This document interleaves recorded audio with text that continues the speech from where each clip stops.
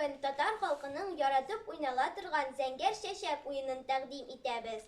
Бу уенны без Иске Казиле авылында яшәүче Зәйнәп әбидән язып алдык һәм бик яратып уйныйбыз.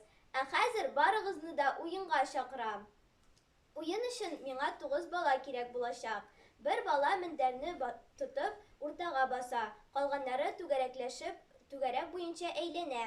Һәм мендәрле кыз бер бала астына сала мендәрне һәм ул аңа тезләнеп кулын бирә.